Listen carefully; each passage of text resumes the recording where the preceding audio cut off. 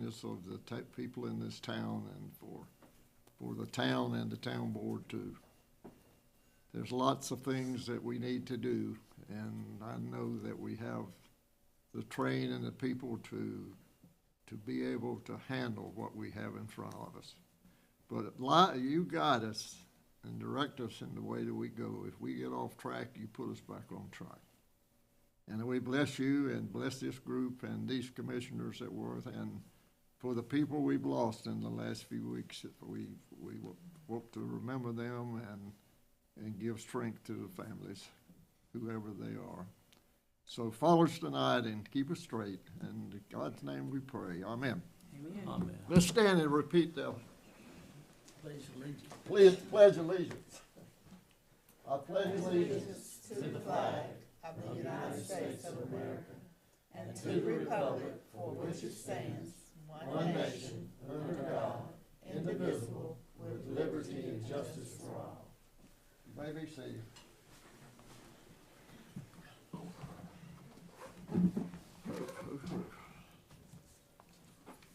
I'll entertain a motion to approve the agenda as presented. I make a motion to approve the agenda as written.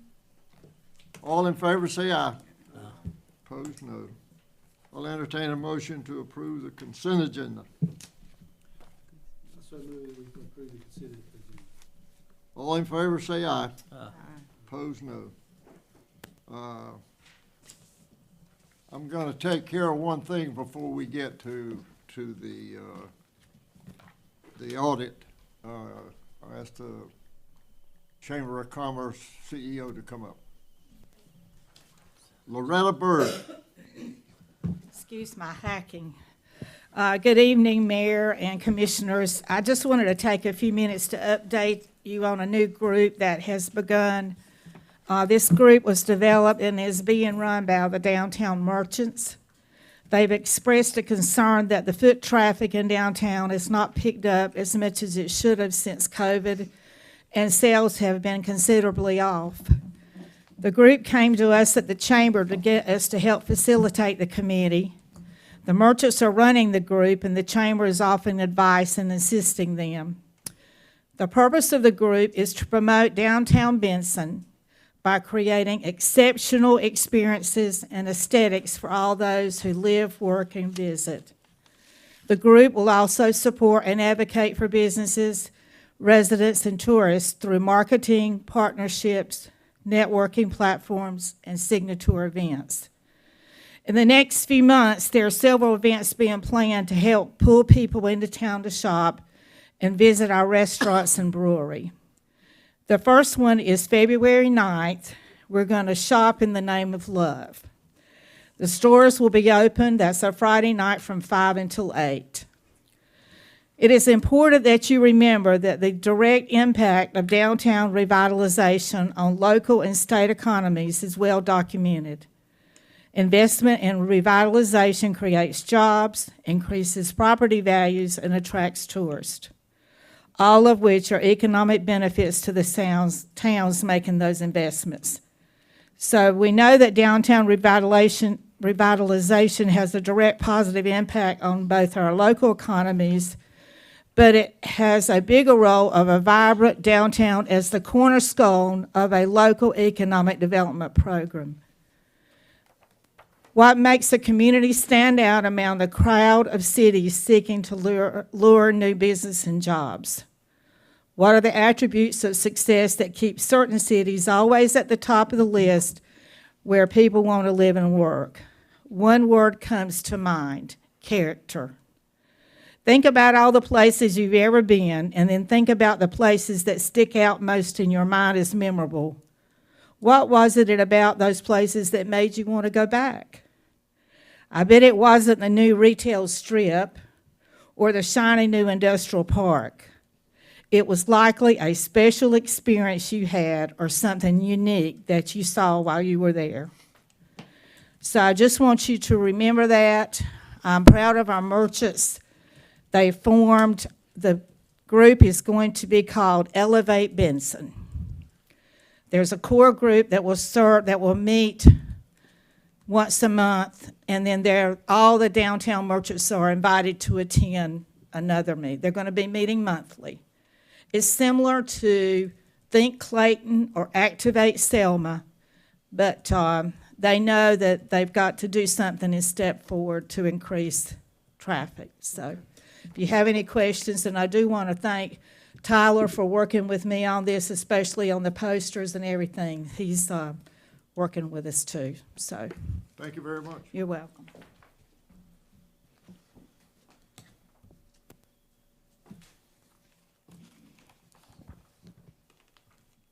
Okay, Jay, come forward.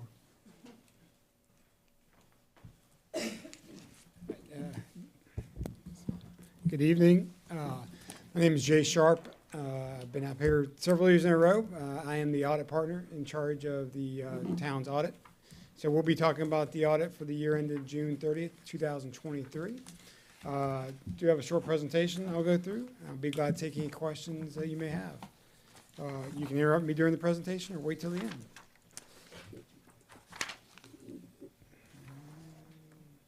All right, status of the audit. Fieldwork has been completed. The financial statements have been prepared, and they have been submitted to the Local Government Commission, and the Local Government Commission has approved the audit for 2023, so it has been issued.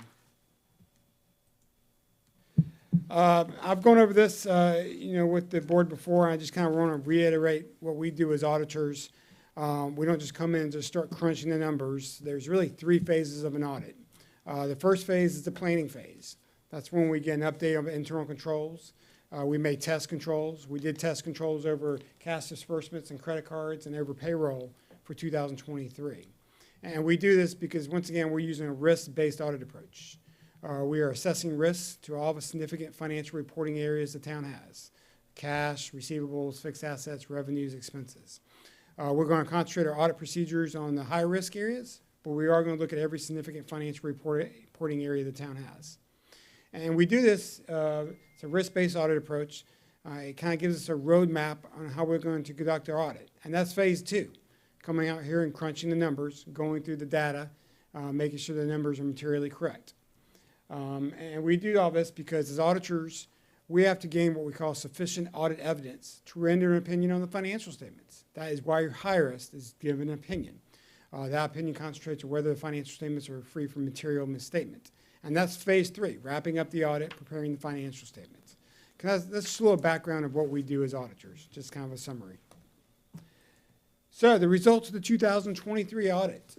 Scope and timing of the audit were on track, no issues there. Once again, the audit report I was just talking about, the opinion. The town received an unmodified audit opinion again this year. That is a clean audit opinion. That's the best possible audit opinion you can receive, and the opinion you should strive for year in and year out. So if during our audit procedures we see any issues, because this is a government audit, we're required to report that in the audit report. There was one significant deficiency noted during 2023. That was an over expenditure of the budget. So that's the finding that you had for 2023. There's 2 levels of findings. Material weakness is the highest level, and then you have a significant deficiency, which is lower level finding. This was considered a significant deficiency, not a material weakness. During our audit procedures, if we know any issues, numbers that need to be changed, we'll propose audit adjustments.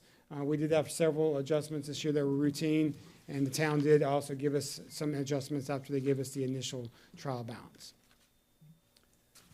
All right, in addition to the audit, we're required to issue a separate letter called a communications letter. This kind of just details out 4 main talking points.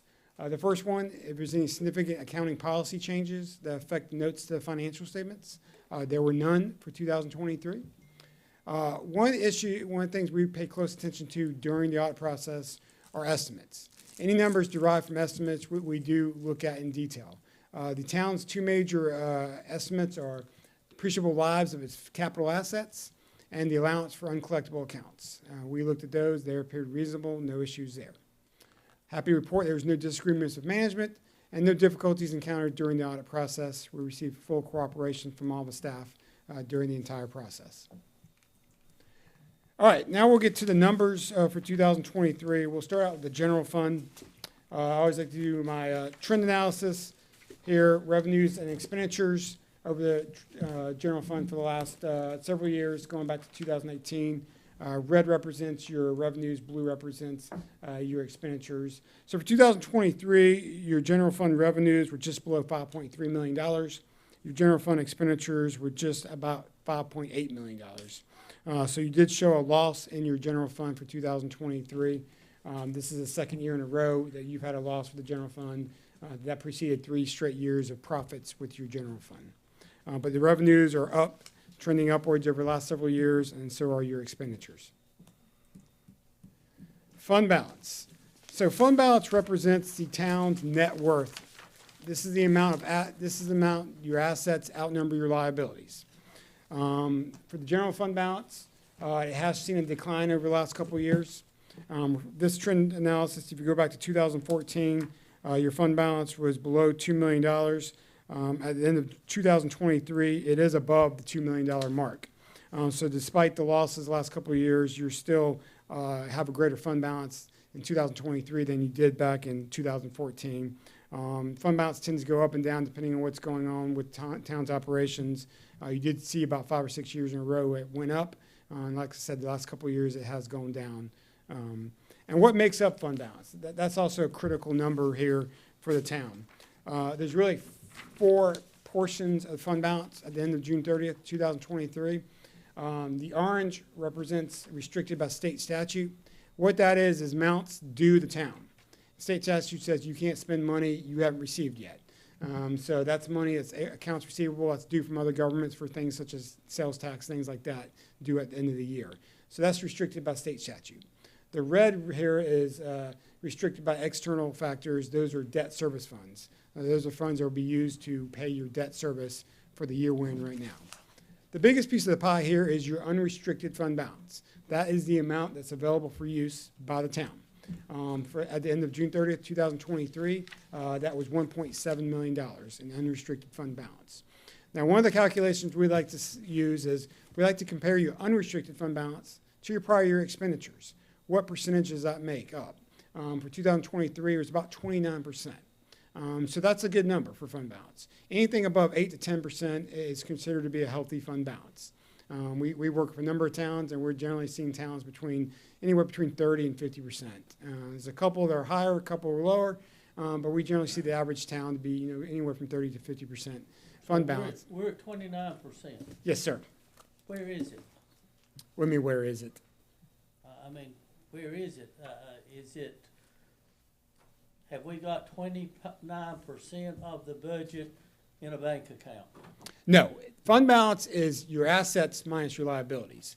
So that includes all your assets. That's your cash, that's your receivables, minus any liabilities that you owe at year end, payroll accruals, accounts payable to vendors, things like that. So it's not just cash. It's other assets and other liabilities that kind of net out. It's your net worth at the end of the year. Does it include properties?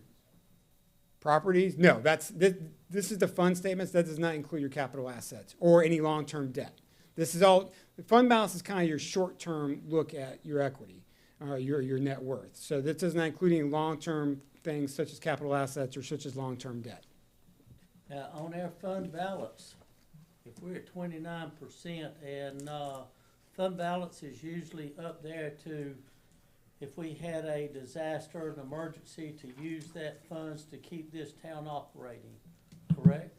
That would be your unrestricted fund balance would be available for use, the $1.7 million. Yes, that's correct.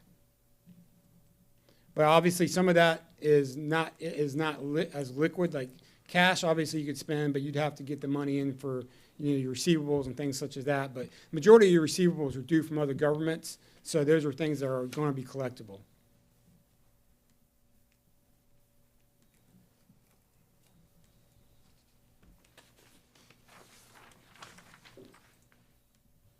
All right, looking at cash reserves, as that is part of your fund balance, the cash balances. What we're doing here is looking at your unrestricted cash and comparing it to the prior year expenditures. We generally recommend this to be anywhere from 3 to 6 months. Your cash reserves at the end of June 30th, 2023 was 34 days. So you basically had 1 month in cash reserves. That is part of your fund balance. Like I said, there's other assets that make up your fund balance, but your cash reserves were at 34 days at the end of the year. look at some trend analysis for some of your main revenue accounts. Property taxes continue to trend upwards. For 2023, your revenues associated with your property taxes were over $2.1 million. That's increased about $80,000 and $90,000 compared to 2022. But this number is steadily going up since 2016. Back in 2016, your property tax revenue was over $1.5 million. So you've seen a trending upwards of that revenue associated with that. Now, your property tax rates, last year was the first year it actually increased. It had been steady for about 3 years in a row, and it did have a slight increase in 2023, the overall rates. But, you know, back in 2017, 18, and 19, you had a certain rate, and you actually decreased them for 3 years, and this first year it's increased in several years. Your other taxes and revenues, these are really where we're seeing smaller towns see their revenue increase. These are your sales tax and all associated taxes with that. We've seen a trend analysis with the town increasing these other tax and licenses revenues. For 2023, it was $1.5 million. It was increased over $150,000 compared to the year before when it was $1.4 million. But we've seen that a steadily increase in that revenue stream. And the breakdown finally for a general fund, the expenditures, how you spent your money in 2023. The biggest of the piece of the pie, the orange, continues to be public safety at 44%. It continues to be your number one expenditure. That's followed by cultural and recreational at 18% and general government at 17%. And then you have some smaller categories, including transportation, public works, debt service, and environmental protection. So once again, your three largest expenditure for 2023 was public safety, followed by cultural and recreational and general government, your administrative services. Now, the public safety is 44% of the budget. And as a general rule in other municipalities, 35% is where you ought to try to stay in that range. Why are we so high? I'm not sure why you're so high. We see, where all the towns we work with, public safety is the number one expenditure for every town we work with. They're always number one in the budget. We see anywhere from 40 to 50%. We've seen a steady increase over the last 4 or 5 years of public safety increases, and most of our towns are in the 40 to 50% range.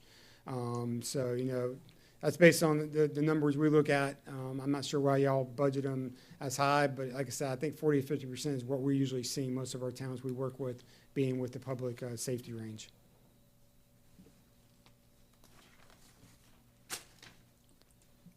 Looking at water and sewer fund, revenues and expenditures here for the operations only. I'd say one key thing to take into consideration with this, you had almost $3.5 million in operating revenues for the water and sewer fund. Your operating expenditures were almost $4 million, but a big chunk of that is depreciation expense. That's the depreciation of the capital assets. That's a non-cash expenditure, obviously. But if you take that into effect, you were really close to breaking even for the 2023 year. With the cash reserve to water and sewer, unfortunately, you had no cash. I want to say you have a positive cash account, but you do have some capital projects that have negative cash accounts that have borrowed from the general fund. So that's why your cash balance is zero overall for your water and sewer fund at the end of the year. Operating cash flows, I think it's important. This is obviously cash flows you generating from operations. This has been up and down throughout the years.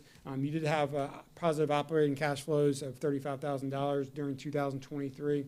But like I said, this has been up and down throughout the years. There's different areas of cash flows. You have financing, you have investing, and you have operations. The cash flows from operations are, the operations of the water and sewer department. Investing and financing has to do with debt service and purchasing capital assets. So this is made up of some of the projects Yes. that we have started and hadn't finished. Now, some of these funds will come back into this?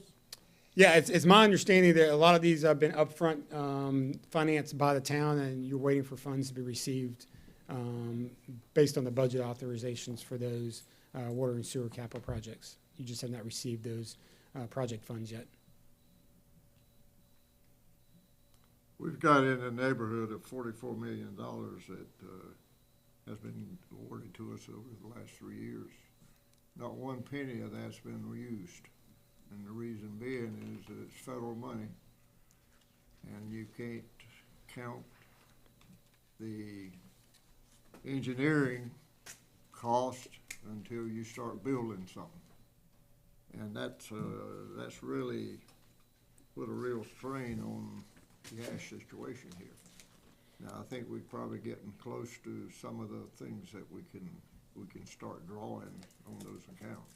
But the money will be held there until we start producing. Yeah, unfortunately, federal regulations are really tight on some of that spending. So, yeah, once you get the projects, unfortunately, you got to spend some money up front to get the projects going. And once you get those going, you'll get reimbursed or get some of those funds to supplement. And you should see those cash balances start increasing. You'll be able to pay back the regular operating account. We kind of see the same thing with the electric fund for 2023. $5.2 million in revenue. Almost $5.6 million in expenses, but that does include, once again, depreciation expense related to the capital assets on your electric fund. Once again, cash reserves here, that's a zero also, as you borrowed for some of those capital projects. Hopefully you'll be receiving from the federal government here, if not this year, in the coming years, to replenish those cash and increase your cash reserves. You've kind of had to use those cash reserves to start these projects up. We did see a negative cash flow from operations in the electric fund of almost $500,000, and this was operation-wise. All right, that kind of summarizes everything. Once again, a clean audit opinion this year. You did have the one finding, but with that, I'll be glad to take any additional questions you may have on the audit procedures, the results of the audit, or some of these numbers we discussed. On the findings, we have really overspent really more than we brought in taxes, all the way. That's where. Now, what does that do as far as the state goes, or any regulations that we may get in a problem with? I mean, obviously, when we turn it into LGC, they look at the financial statements, but I'm not sure there's any regulations that they'll come about. I mean, they should probably understand that you do have a lot of federal funds coming to you, $44 million the mayor mentioned. That's something, if they do ask, that's something that needs to be summarized to them. There is when we turn the audit in, we have to turn a spreadsheet in that takes the numbers and kind of calculates some ratios the LGC looks at. And if there's any major issues, they ask you to respond to those. I believe there's one response. That's the letter you are signing. The letter you're signing. Mm-hmm. They do pay attention to some of the calculations and, do want a response if there's some issues with any of the numbers. So LGC is the only one that we really have to be, may have a problem with? Yeah, the LGC is the only one that looks at the financial statements. Obviously, the citizens of the town too, but yeah. That's the only one you turn the audit into. They're required by general statute to review all the town and municipality audits. Any other questions for Jay? Thanks, Jay. Great, thanks. Hey, we had to reschedule you, but that just happened. Glad we weren't here. Yeah, that was a dangerous night. I'm glad I wasn't here either. Thanks for having me out. Appreciate it. Thank you. Have a good rest of your meeting. Thanks, Jay. See ya. This is you. Okay. Tonight, we just have, one advisory board appointment. It's Janelle McCain, Parks and Recreation. She has served one term, and so this is just reappointing her to serve her second term. I'll make a motion, we approve. All in favor, say aye. Opposed, no. Ayes have it. Thank you. She loves that committee.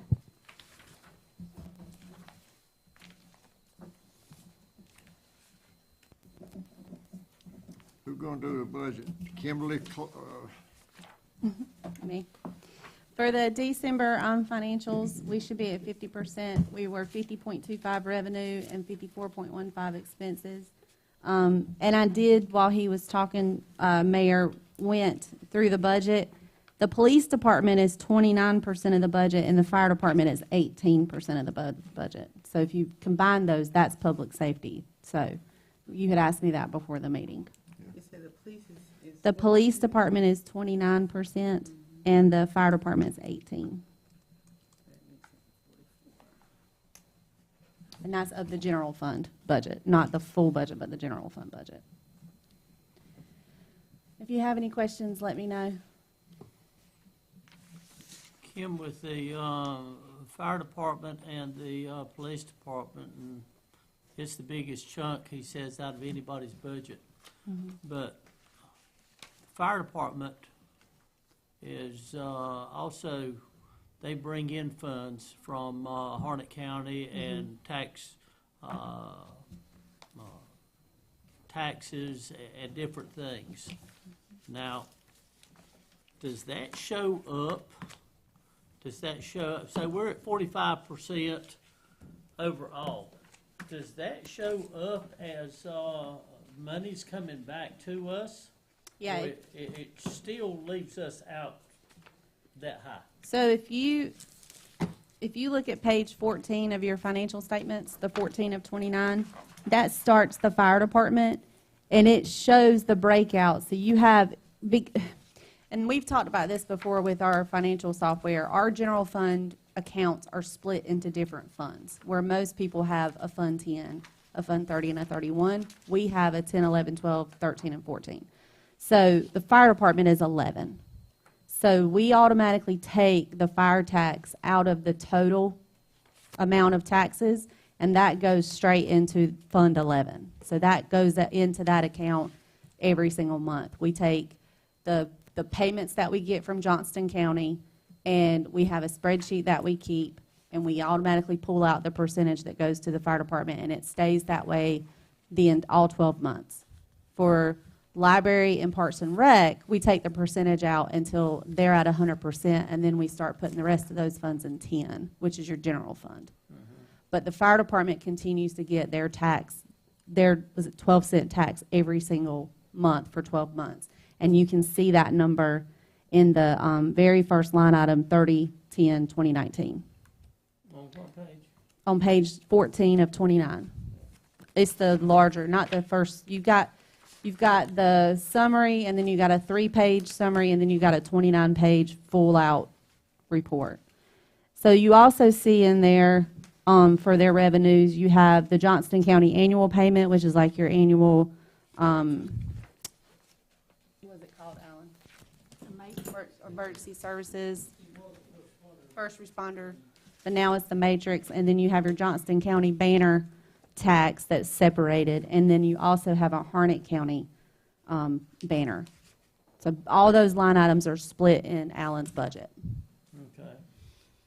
So, and I'm trying, we're getting 14,000 a month from Matrix, Right. coming in from the county into the fire department. Mm-hmm. And it was kind of set up to hire more full-time firemen at the department. Mm-hmm. But if this is put in the budget and we can't come up, I mean, we know everything goes into one checkbook. Right, Okay. right. So if it's in one checkbook, how do we pull it out where it doesn't affect anything else except the fire department? That's what you have your budget. That's why you have these line items for. So, I mean, if you look at your fire department overall, he is 62% revenue and 51% expenditure. So he's actually in a positive right now. So, I mean, it all gets split through the budget, through your separate line items. Well, wait a minute, it's, their revenue is 703,930, and. Right, they're and the 62%. expenses are 577,911. Right, so they have a positive variance right now. Yeah. Yeah.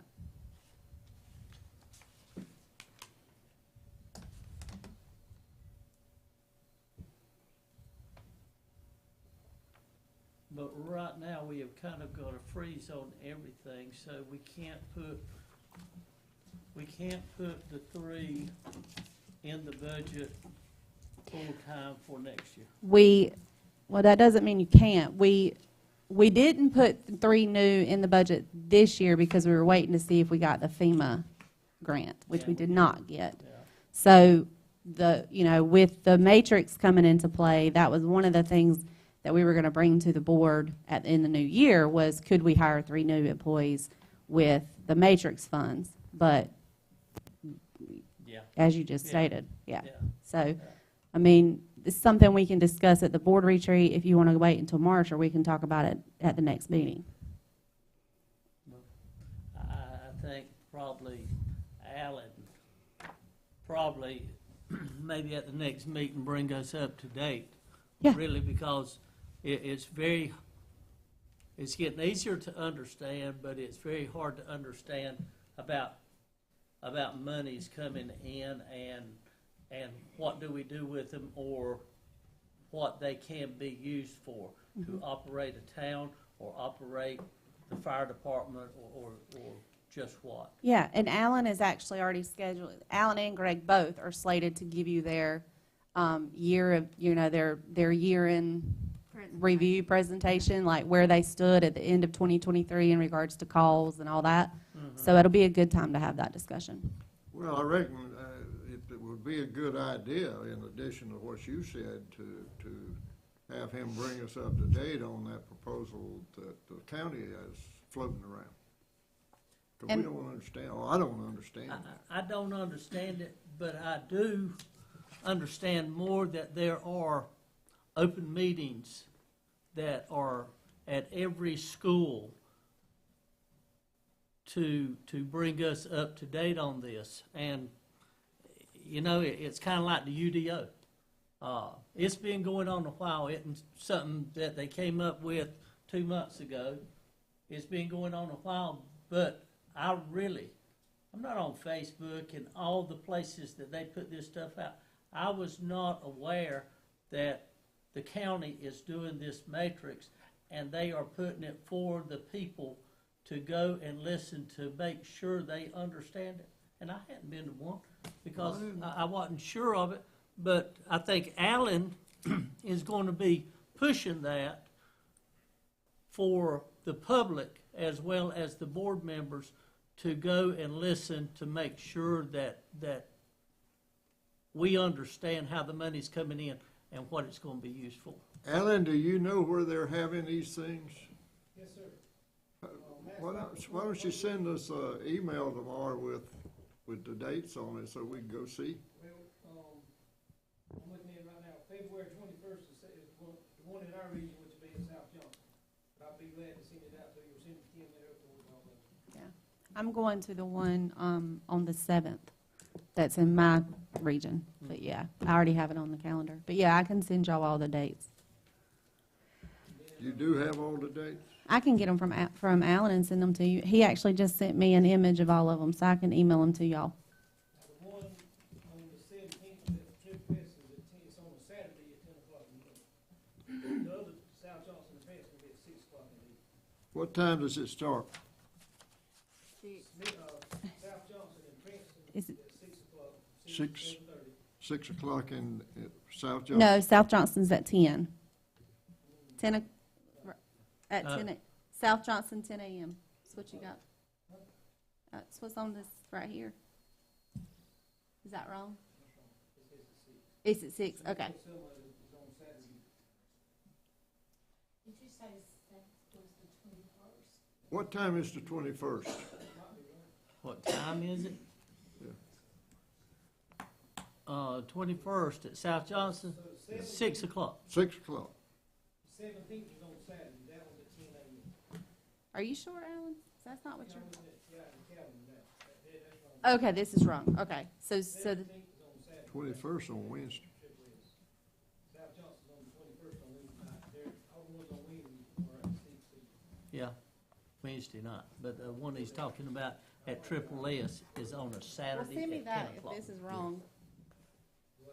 Send me that if this one's wrong. Because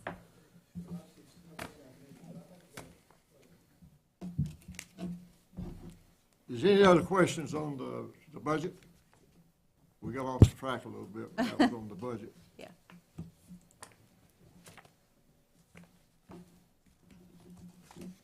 You know, it's, as individuals,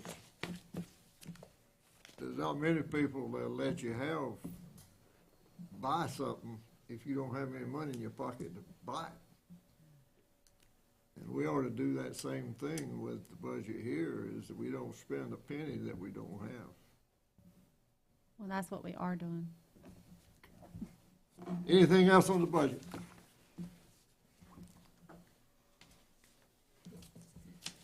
On the financials. The budget amendment 4. Oh, I need an approval.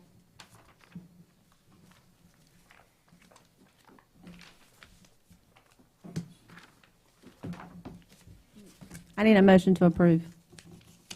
I need a motion to approve the financial. All in favor of the budget? No, I need say somebody aye. to motion it. She needs a motion. Okay, make a motion. I make a motion that we approve the financial budget. All in favor, say aye. Aye. Opposed, no. Thank you.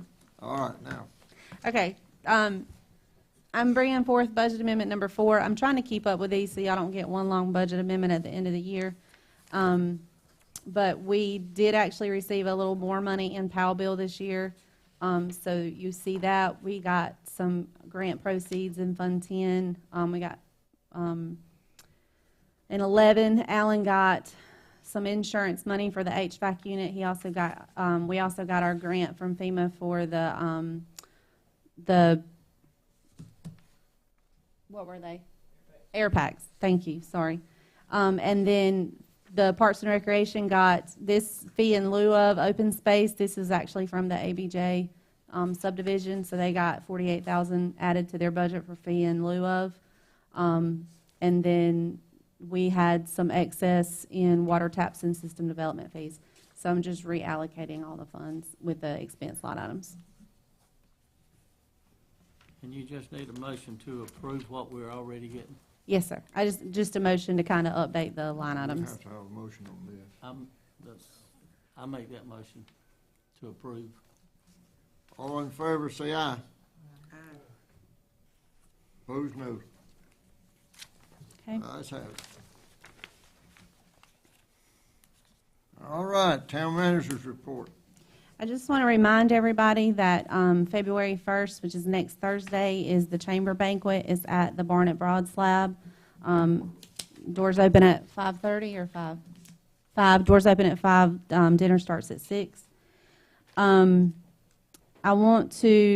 I've sent an email to the board, but I want to just get it out there. And I know it was on Facebook today, and it's getting a lot of play. But the roundabout is the full closure is on a week delay.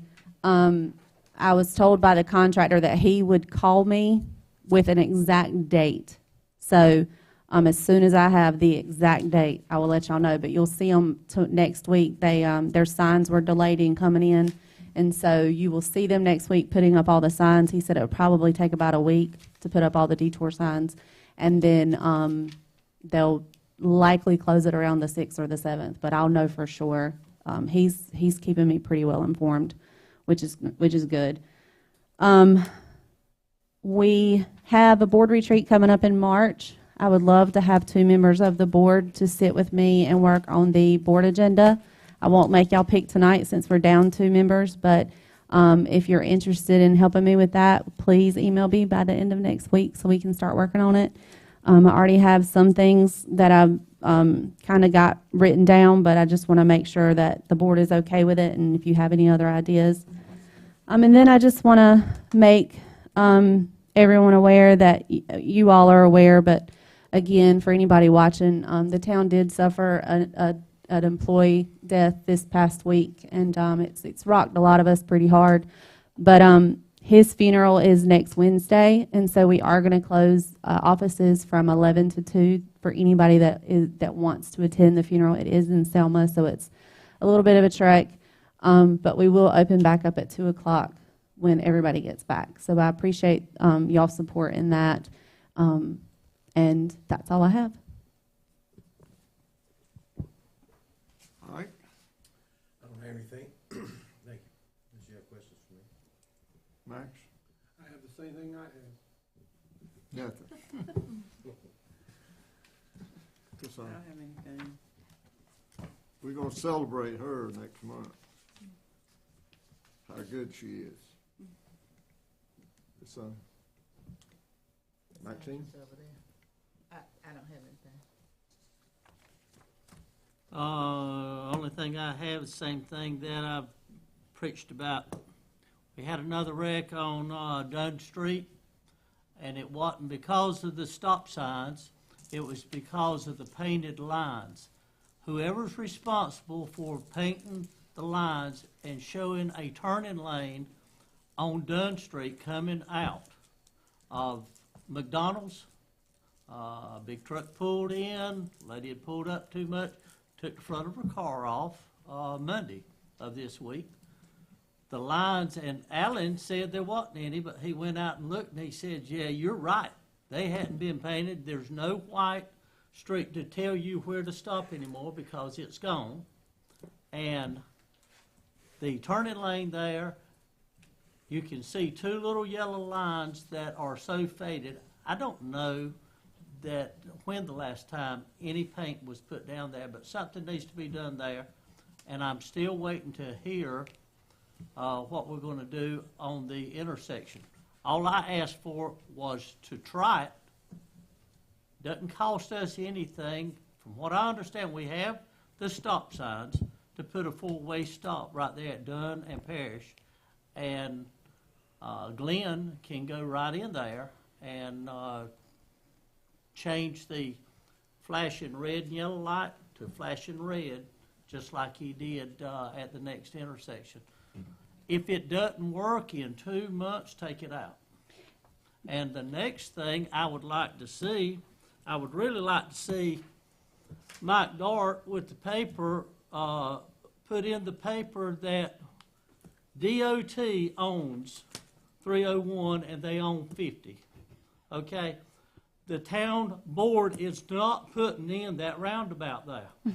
I am totally against it, but it's a done deal now, and it's going in. Everybody that has lit the town up on their web page or whatever, the town board had made a decision to put that roundabout in. Now, if you read it, I told you it would happen. Whether we were for it or against it, that's DOT's work out there, and the town that reads the paper needs to know that it wasn't the commissioners that made that decision to do that. That's right. So, And Can I make one comment on as far as Dunn Street, I just told Jeremy, I just emailed Jeremy, Greg, and Alan. So if there was a turning lane there, they'll get it painted as soon as it dries.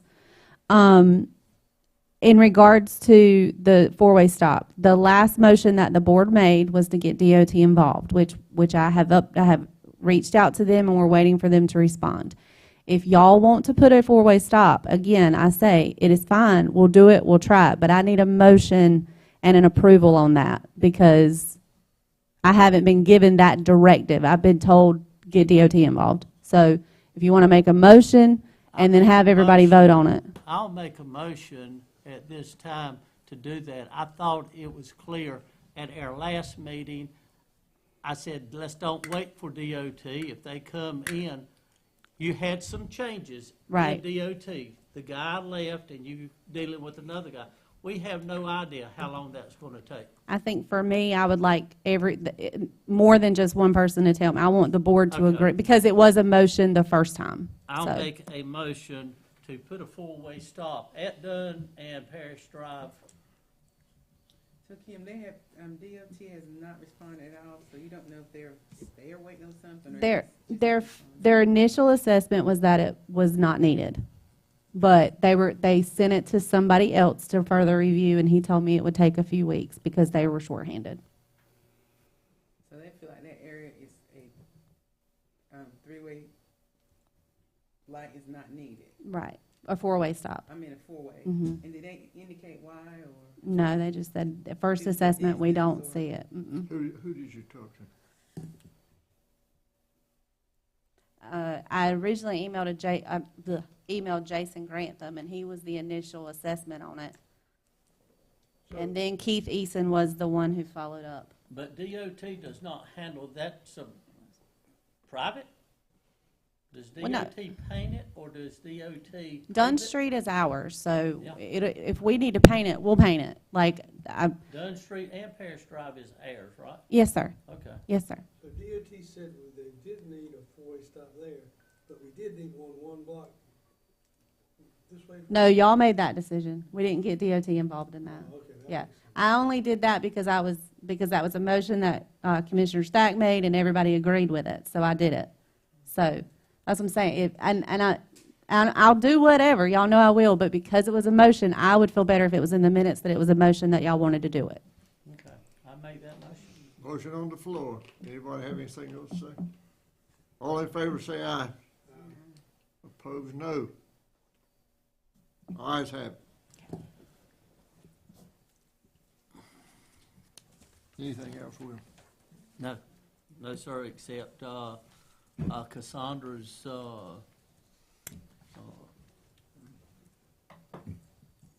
banquet coming up? Recognition. Recognition, okay.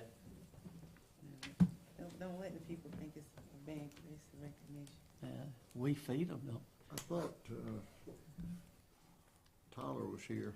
He is. we? He might have stepped into the kitchen. He's here. Is he asleep? He's right there. He's waiting to cut the feed off. Tyler?